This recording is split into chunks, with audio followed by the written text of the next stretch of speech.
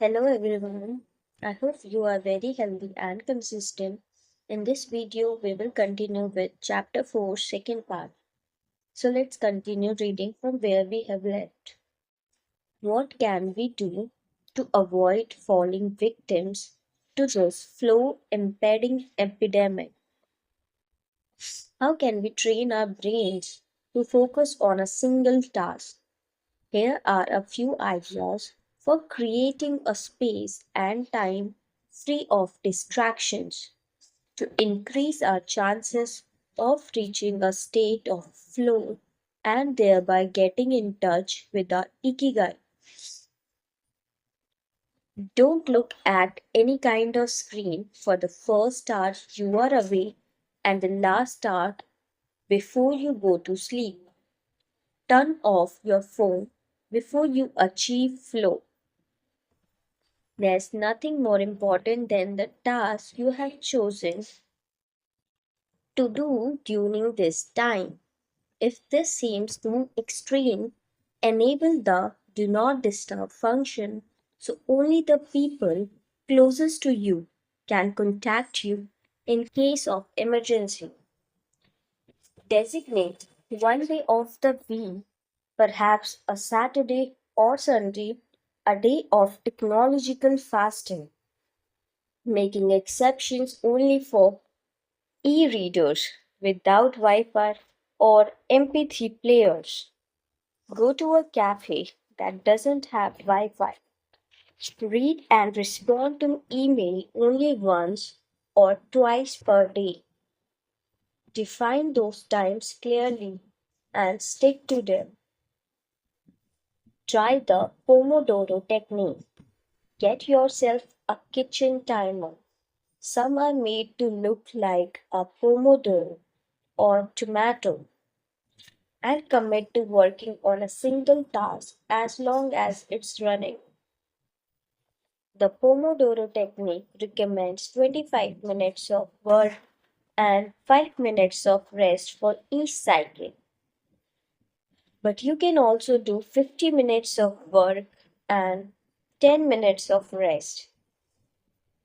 Find the pace that's best for you.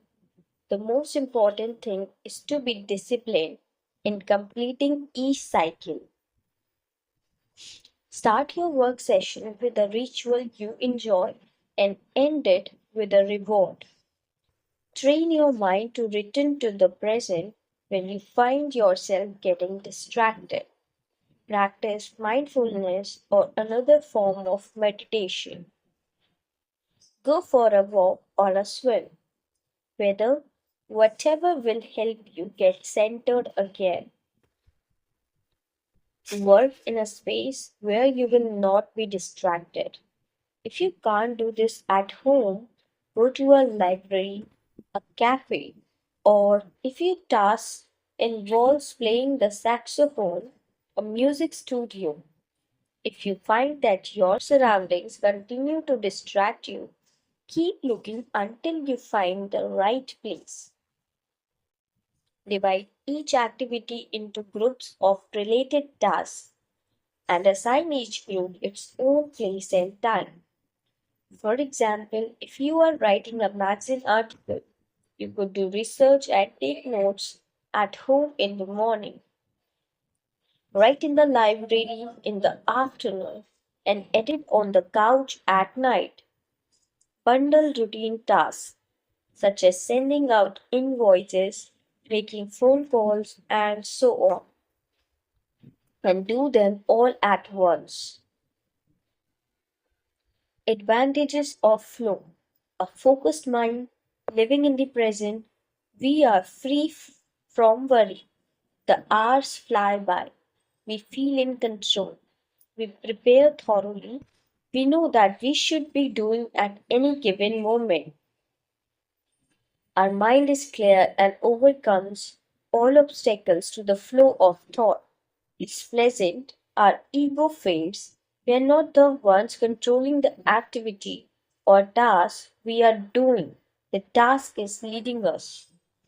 Disadvantages of distraction. A wandering mind, thinking about the past and the future.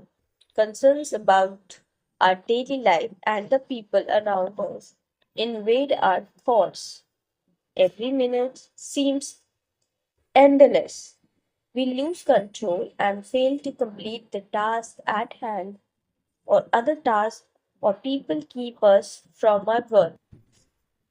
We act without being prepared. We frequently get stuck and don't know how to proceed.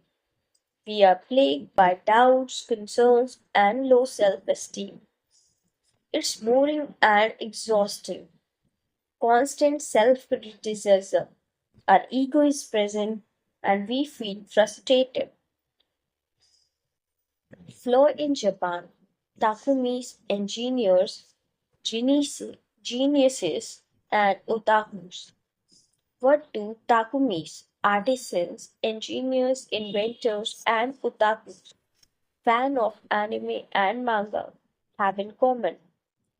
They all understand the importance of flowing with their ikigai at all times. One widespread stereotype about people in Japan is that they are exceptionally dedicated and hardworking, even though some Japanese people say they look like they are working harder than they really are. There is no doubt, though, about their ability to be completely absorbed in a task or about their perseverance when there is a problem to be solved. One of the first words one learns when starting Japanese lessons is gambaru, which means to persevere or to stay firm by doing one's best. Japanese people often apply themselves to even the most basic tasks with an intensity that borders on obsession. We see this in all kinds of contexts, from the retirees taking meticulous care of their rice fields in the mountains of Nagano to the college students working the weekend shift in convenience stores known as konbinis. If you go to Japan, you'll experience this attention to detail firsthand in almost every transaction. Walk into one of the stores that sell handcrafted objects in Naha, Kanazawa, or Kyoto, and you'll also discover that Japan is a treasure trove of traditional craftwork. The people of Japan have a unique talent for creating new technologies while preserving artisanal traditional and techniques. The art of takumi. Toyota employs artisans who are able to make a certain type of screw by hand. These takumi, or experts in a particular manual skill, are extremely important to Toyota and they are hard to replace. Some of them are the only people who know how to perform their exact skill, and it doesn't seem as though a new generation is going to take up the mantle. Turntable needles are another example.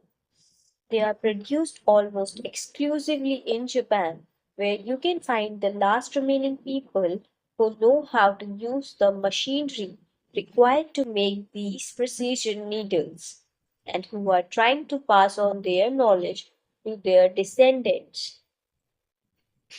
We met a Takumi on a visit to Kumano, a small town near Hiroshima. We were there for the day, working on a photo essay for one of the most famous brands of makeup brushes in the West. The billboard welcoming visitors to Kumano shows a mascot holding a large brush. In addition to the brush factories, the town is full of little houses and vegetable gardens. Heading further in, you can see several Shinto shrines at the base of the mountains that surround the town. We spent hours taking photos in factories full of people in orderly rows, each doing a single task. such as painting the handles off the brushes or loading tack boxes of them onto trucks. Before we realized, we still hadn't seen anyone actually putting bristles into the brush heads. After we asked about this and got the runaround several times, the president of one company agreed to show us how it was done. He led us out of the building and asked us to get into his car. After a few minutes' drive, we parked next to another, smaller structure and climbed the stairs. He opened a door and we walked into a small room filled with windows that let in lovely natural light. In the middle of the room was a woman wearing a mask. You could see only her eyes. She was so focused on choosing individual bristles for the brushes, gracefully moving her hands and fingers, using scissors and combs to sort the bristles, that she didn't even notice our presence. Her movements were so quick, it was hard to tell what she was doing. The president of the company interrupted her to let her know that we'd be taking photos as she worked. We couldn't see her mouth, but the glint in her eye and the cheerful inflection in her speech let us know she was smiling. She looked happy and proud, talking about her work and responsibilities. We had to use extremely fast shutter speeds to capture her movements. Her hands danced and flowed in concert with her tools and the bristles she was sorting. The president told us that this Takumi was one of the most important people in the company, even though she was hidden away in a separate building. Every bristle of every brush the company made passed through her hands. Steve Jobs in Japan. Apple co founder Steve Jobs was a big fan of Japan. Not only did he visit the Sony factories in the 1980s and adopt many of their methods when he founded Apple, he was also captivated by the simplicity and quality of Japanese porcelain in Kyoto. It was not, however, an artisan from Kyoto who won Steve Jobs' devotion, but rather a Takumi from Toyama named Yukio Shakunaga, who used a technique called Echu Setoyaki, known by only a few. On a visit to Kyoto, Jobs heard of an exhibition of Shakunaga's work. He immediately understood that there was something special about Shakunaga's porcelain. As a matter of fact, he bought several cups, vases, and plates and went back to the show 3 times that week. Jobs returned to Kyoto several times over the course of his life in search of inspiration and ended up meeting Shakunaga in person. It is said that Jobs had many questions for him, almost all of them about the fabrication process and the type of porcelain he used. Shakunaga explained that he used white porcelain he extracted himself from mountains in the Toyama prefecture, making him the only artist of his ilk familiar with the fabrication process of porcelain objects from their origins in the mountains to their final forms. An authentic Takumi. Jobs was so impressed that he considered going to Toyama to see the mountain where Shakunaga got his porcelain, but thought better of it when he heard that it was more than 4 hours by train from Kyoto. In an interview after Jobs' death, Shakunaga said he was very proud that his work had been appreciated by the man who created the iPhone. He added that Jobs' last purchase from him had been a set of 12 teacups. Jobs had asked for something special, a new style. To satisfy this request, Shagunaga made 150 teacups in the process of testing out new ideas. Of these, he chose the 12 best and sent them to the Jobs family. Ever since his first trip to Japan, Jobs was fascinated and inspired by the country's artisans, engineers, especially at Sony, philosophy, especially Zen, and cuisine, especially sushi. Sophisticated simplicity. What do Japanese artisans, engineers, Zen philosophy and cuisine have in common simplicity and attention to detail. It is not a lazy simplicity, but a sophisticated one that searches out new frontiers, always taking the object, the body and mind, or the cuisine to the next level, according to one's ikigai. As Csikszentmihalyi would say, the key is always having a meaningful challenge to overcome in order to maintain flow. The documentary Zero Dreams of Sushi gives us another example of a takoyaki, this time in the kitchen. Its protagonist has been making sushi every day for more than 80 years and owns a small sushi restaurant near the Ginza subway station in Tokyo. He and his son go every day to the famous Tsukiji fish market and choose the best fish to bring back to the restaurant. In the documentary, we see one of Zero's apprentices learning to make tamago, a thin, slightly sweet omelette. No matter how hard he tries, he can't get Zero's approval. He keeps practicing for years until he finally does. Why does the apprentice refuse to give up? Doesn't he get bored cooking eggs every day? No, because making sushi is his ikigai. 2. Both Zero and his son are culinary artists. They don't get bored when they cook. They achieve a state of flow. They enjoy themselves completely when they are in the kitchen. That is their happiness, their ikigai. They have learned to take pleasure in their work, to lose their sense of time. Beyond the close relationship between father and son, which helps them keep the challenge going each day, they also work in a quite peaceful environment that allows them to concentrate. Even after receiving a 3-star rating from Michelin, they never considered opening other locations or expanding business. They serve just 10 patrons at a time at the bar of their small restaurant. Zero's family isn't looking to make money.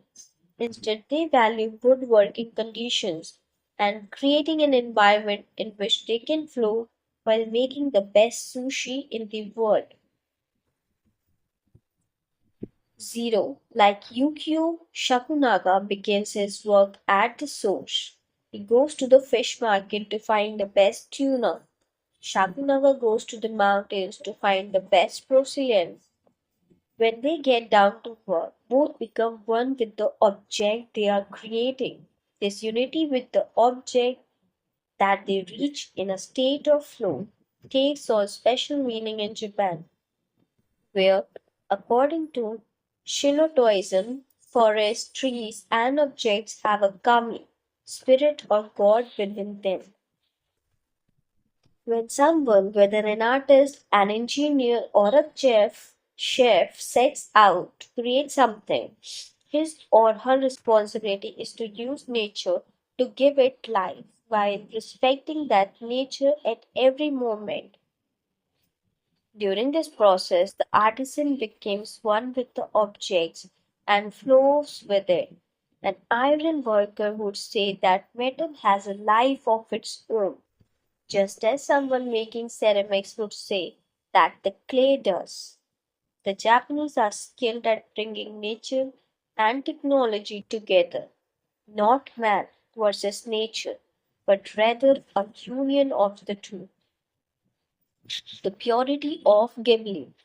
There are those who say that the Shinto value of being connected with nature is vanishing. One of the harshest critics of this loss is another artist with a clearly defined ikigai, Hayao Miyazaki, the director of the animated films produced by Studio Ghibli. In nearby all his films, we see humans, technology, fantasy, and nature in a state of conflict, and in the end, coming together. One of the most poignant metaphors in his film Spirited Away is an obese spirit covered in trash that represents the pollution of the rivers. In Miyazaki's film, forests have personalities, trees have feelings, and robots befriend birds. Considered a national treasure by the Japanese government, Miyazaki is an artist capable of becoming completely absorbed in his art. He uses a cell phone from the late 1990s and he makes his entire team draw by hand. He directs his film by rendering on paper even the tiniest detail, achieving flow by drawing, not by using a computer. Thanks to this obsession on the director's part, Studio Ghibli is one of the only studios in the world where almost the entire production process is carried out using traditional techniques. Those who have visited Studio Ghibli know that it is fairly typical on a given Sunday to see a solitary individual tucked away in a corner, hard at work, a man in simple clothes who will greet them with an Ohio hello without looking up. Miyazaki is so passionate about his work that he spends many Sundays in the studio, enjoying the state of flow, putting his ikigai above all else. Visitors know that under no circumstances is one to bother Miyazaki, who is known for his quick temper, especially if he is interrupted while drawing. In 2013, Miyazaki announced he was going to retire. To commemorate his retirement, the television station NHK made a documentary showing him in his last days or at work. He is drawing in nearly every scene of the film. In one scene, several of his colleagues are seen coming out of a meeting, and there he is, drawing in a corner, paying no attention to them. In another scene, he is shown walking to work on December 30, a national holiday in Japan, and opening the doors of Studio Ghibli so he can spend the day there, drawing alone. Miyazaki can't stop drawing. The day after his retirement, instead of going on vacation or staying at home, he went to Studio Ghibli and sat down to draw. His colleagues put on their best poker faces, not knowing what to say. 1 year later, he announced that he wouldn't make any more feature films, but that he would keep on drawing until the day he dies. Can someone really retire if he is passionate about what he does? The recluses. It is not only in the Japanese who have this capacity. There are artists and scientists all over the world with strong, clear ikigais. They do not they do what they love until their dying day. The last thing Einstein wrote before closing his eyes forever was a formula that attempted to unite all the forces of universe in a single theory. When he died, he was still doing what he loved. If he hadn't been a physicist, he said he would have been happy as a musician. When he wasn't focused on physics or mathematics, he enjoyed playing the violin, reaching a state or flow while working on his formulas or playing music. His two ikigais brought him endless pleasure. Many such artists might seem misanthropic or reclusive, but what they are really doing is protecting the time that brings them happiness, sometimes at expense of the other aspects of their lives. They are outliers who apply the principles of flow to their lives to an extreme. Another example of this kind of artist is the novelist Haruki Murakami. He sees only a close circle of friends and appears in public in Japan only once every few years. Artists know how important it is to protect their space, control their environment, and be free of distractions if they want to flow with their ikigai. So, in the next video, we will begin reading from here. I hope you enjoyed reading as much as I did. Please like, share, and subscribe to my channel. Thank you, everyone.